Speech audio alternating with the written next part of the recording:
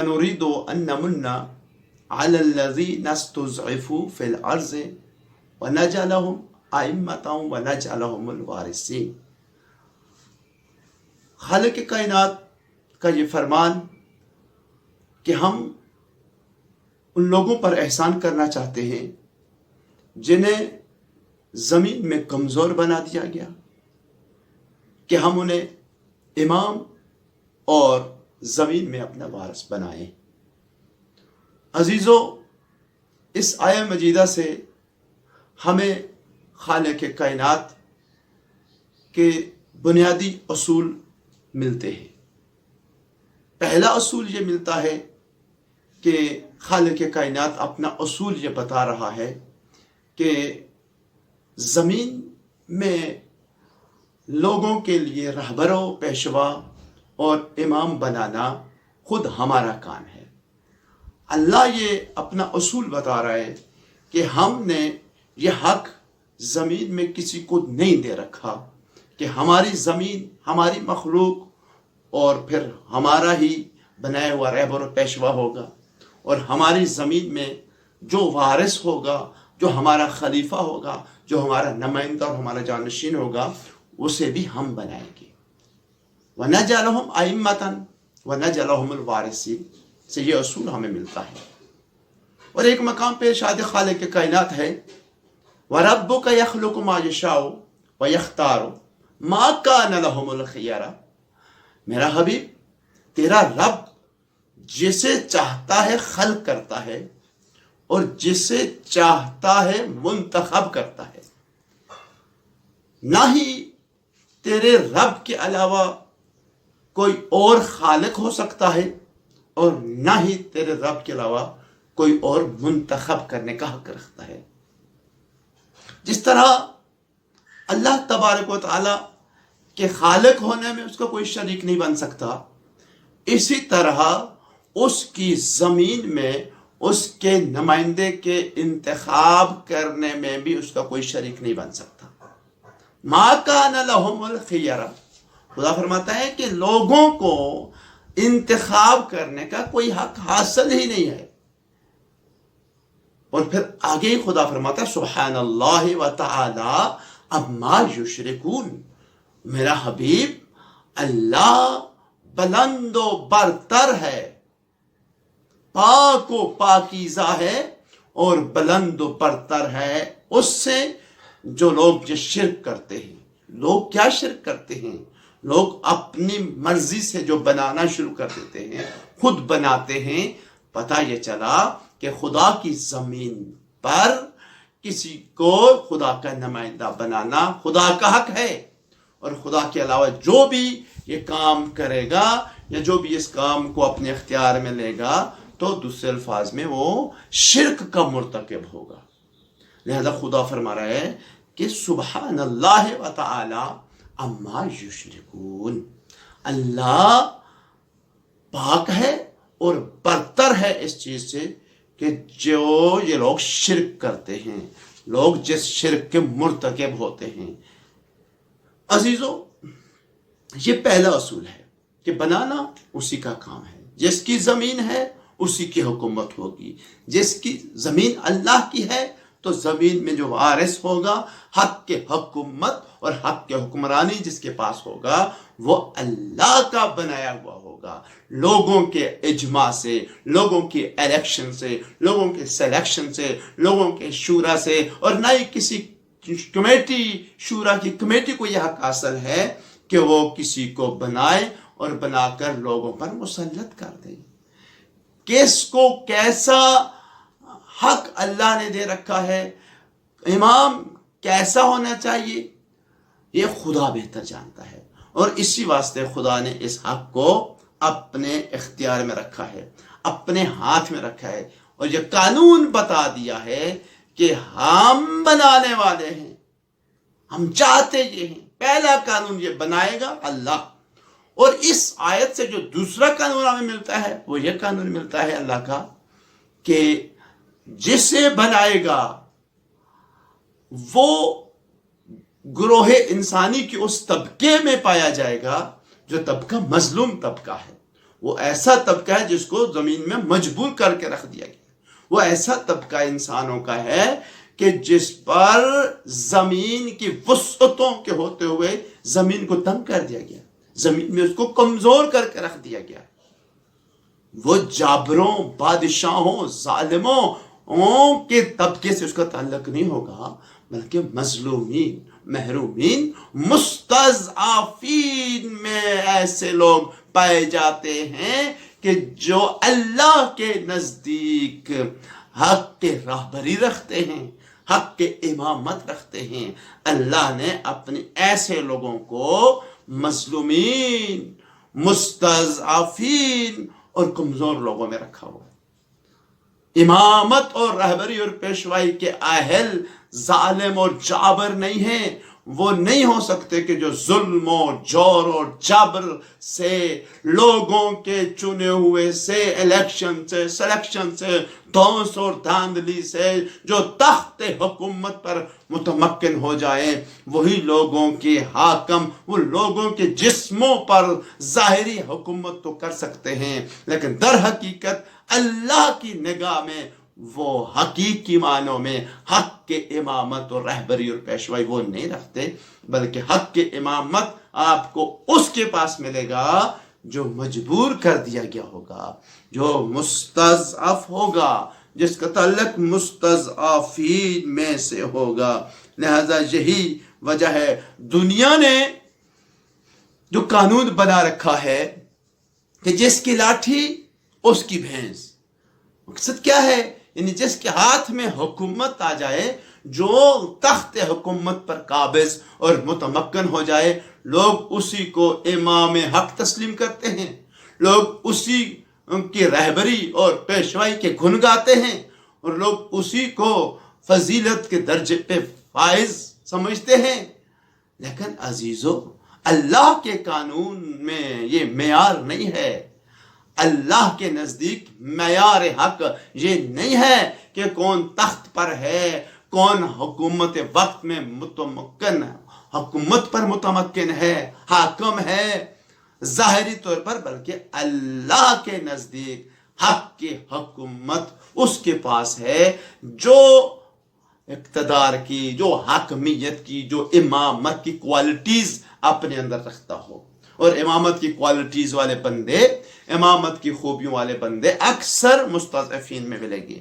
اگر ہم دنیا والوں کے اس قانون کو تسلیم کر لیں, اگر ہم لوگوں کے بنائے ہوئے اس قانون کو تسلیم کر لیں کہ حق وہی ہے جو تخت پر ہے, امام وہی ہے جو تخت پر ہے, اور جو تخت پر نہیں ہے وہ نہیں ہے, تو پھر اس کے مقصد یہ ہوا کہ تم پھر نمرود کو حق مانو, نمرود کو اپنا پیشوا مانو, کیونکہ ابراہیم تو تخت پر نہیں تھے. تو اب کیا کہو گے؟ وہ حق ہے جو بادشاہ ہے, جو حاکم ہے. تو پھر اس کلیے کے مطابق, اس قانون لوگوں کے بنائے ہوئے فارمولے کے مطابق, تو پھر نمرود کو حق ماننا پڑے گا اور ابراہیم کا انکار کرنا پڑے گا. پھر فرعون کو حق ماننا پڑے گا, موسیٰ کا انکار کرنا, جو دنیا کا یہ قانون ہے. لیکن عزیزو, اللہ کا قانون یہ ہے کہ امامت مستضعفین سے ملے گی تمہیں, امامت ان لوگوں میں ملے گی. حقیقی امام اللہ کا بنایا ہوا وہی ہوگا جن پر ظلم اور جبر کی داستانیں رقم کی گئی ہوں گی. عزیزو, بظاہر بے شک زمانے کے سامری اور زمانے کے فرعون لوگوں پر, لوگوں کے سروں پر مسلط ہی کیوں نہ ہو جائیں, لیکن حقیقت میں زمانے کا جو ہارون ہوگا وہی حقیقت میں اللہ کا نمائندہ ہوگا, وہی حقیقت میں نبی کا جانشین ہوگا. حضرت موسیٰ علیہ السلام جب اپنی قوم سے اٹھتے ہیں تو اپنے بھائی ہارون کو لوگوں میں خلیفہ بنا کے جاتے ہیں, لوگوں کو بتا کے جاتے ہیں کہ میں جا رہا ہوں, میرے بعد تمہارے درمیان خلیفہ, میرا خلیفہ, حاکم اور تمہارا رہبر و پیشوا ہارون ہے. لیکن ہارون کے ساتھ موسیٰ کے اٹھ جانے کے بعد کیا ہوا؟ قرآن سے پوچھئے. جب حضرت موسیٰ کوہ طور پہ چلے جاتے ہیں تو پیچھے سے شیطان گمراہ کرتا ہے بنی اسرائیل کو, بھٹکاتا ہے, اور نتیجتاً سامری اوپر کے سامنے آتا ہے. اور سامری اپنے بچڑے کے پیچھے ساری بنی اسرائیل کو لگا لیتا ہے اور ہارون کو تنہا چھوڑ دیتا ہے، ہارون کو کمزور کر دیتا ہے۔ اب نتیجہ کیا ہوا عزیزو؟ ظاہری طور پر حاکمیت، ظاہری طور پر تخت حکومت پر سامری مسلط ہو گیا ہے، اپنے بچڑے کو آگے کر دیا اس نے، اور ظاہری طور پر ہارون موسوی، موسیٰ کے ہارون کو لوگوں نے کمزور کر دیا ہے۔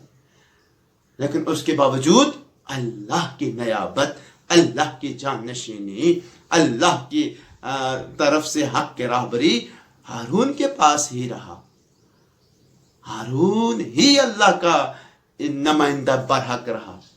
تخت پر آنے والے حق نہیں بن گئے، حق پھر بھی ہارون کے پاس تھا، لیکن چونکہ ہارون کو لوگوں نے کمزور کر دیا تو لوگوں کے کمزور کرنے سے ہارون کی امامت ہارون کے پاس ہی رہی ہے۔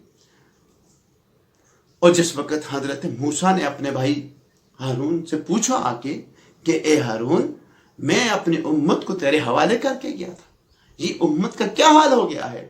تو جناب ہارون نے جواب دیا کہ یا ابن ام ان القوم استضعفونی وکادوا یقتلوننی، کہ میرے ماں جائے، میرے بھائی، اس قوم نے تیرے جانے کے بعد مجھے اتنا کمزور کر دیا، مجھے اتنا مجبور کر دیا کہ انقریب یہ مجھے قتل کرنے والے تھے۔ عزیزو، یہی صورتحال ہارون محمدی کے ساتھ بھی ہے کہ جس وقت پیغمبر اس دنیا سے چلے گئے تو مولا کائنات امیر المومنین حضرت علی ابن ابی طالب علیہ السلام کی یہی صورتحال ہے، اور یہی وجہ ہے کہ پیغمبر نے پہلے ہی پیشن گوئی کر دی تھی کہ یا علی انت منی بمنزلت ہارون من موسیٰ الا انہ لا نبی بعدی، اے علی تیری منزلت، تیرا مقام و مرتبہ میرے ساتھ وہی ہے جو ہارون کا موسیٰ کے ساتھ ہے۔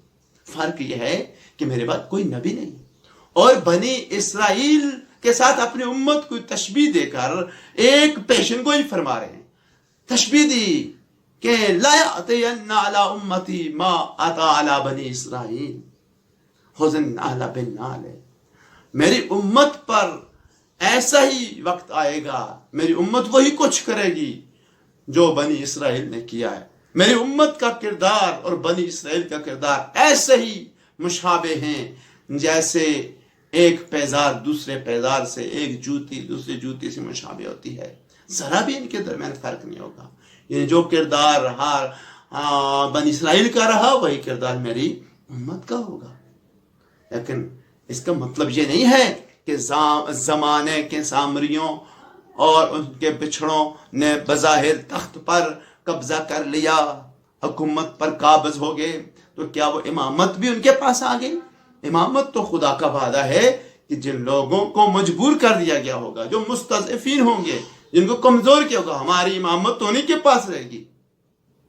اور عزیزوں، جو آیہ مجید آپ کے سامنے تلاوت کرنے کا شرف حاصل کیا، اس کی عملی تفسیر، پریکٹیکلی تفسیر اگر کسی نے دیکھنا ہو تو وہ سن 60 ہجری میں چلا جائے، اور سن 60 ہجری کے رجب کے مہینے کی 28 تاریخ میں چلا جائے، اور 28 تاریخ میں دیکھے کہ مدینہ النبی میں حسین ابن علی علیہ السلام کو کس طرح زمین میں کمزور کر دیا جاتا ہے۔ زمین اتنی وسعتوں اور کشادگیوں کے باوجود حسین ابن علی پر زمین اس طرح تنگ کر دی گئی کہ حسین کو نانا رسول اللہ اور ماں فاطمہ زہرا سلام اللہ علیہا کا پیارا وطن مدینہ چھوڑنا پڑا۔ کیوں چھوڑنا پڑا؟ زمین تنگ کر دی گئی ہے، مستضعف کر دیا گیا ہے، مجبور کر دیا گیا، بے بس کر دیا گیا عزیزو مولا کو مدینہ چھوڑنے پر۔ اور پھر مدینہ سے مکہ، اور پھر مکہ میں جب حرم کے پاس رہے تو وہاں بھی مکے کی زمین کو بھی حسین ابن علی کے لیے تنگ کر دیا گیا۔ حاجیوں کے لباس میں لوگ تلواریں لے کر آئے، تو پھر نتیجتاً مولا کو مکہ بھی چھوڑنا پڑا۔ پھر 2 محرم کو سن 61 ہجری کو کربلا میں وارد ہوئے، اور 10 محرم کو امام حسین علیہ السلام کو چاروں طرف سے گھیر کر کوفیوں نے، یزیدیوں نے ظلم و ستم کے ساتھ اور اپنے اہل و عیال سمیت، اصحاب و انصار سمیت جس ظلم و بربریت کے ساتھ مولا کو قتل کر دیا گیا، اس کی مثال تاریخ انسانیت میں ڈھونڈنے سے بھی نہیں ملتی. اتنا مجبور، اتنا بےکس کر دیا زہرا کا لال، اور اللہ نے اس کے بدلے میں اپنا وعدہ پورا کیا کہ جو خدا نے وعدہ کیا قرآن میں کہ وَنُرِيدُ أَن نَّمُنَّ عَلَى الَّذِينَ اسْتُضْعِفُوا فِي الْأَرْضِ وَنَجْعَلَهُمْ أَئِمَّةً وَنَجْعَلَهُمُ الْوَارِثِينَ، کہ ہم ان لوگوں پر احسان کرنا چاہتے ہیں جن کو زمین میں تنگ کر کے رکھ دیا گیا ہے، ہم انہی میں امامت لے کر آنا چاہتے ہیں، ہم انہی کو امام بنائیں گے اور انہی کو زمین میں اپنا وارث بنائیں گے.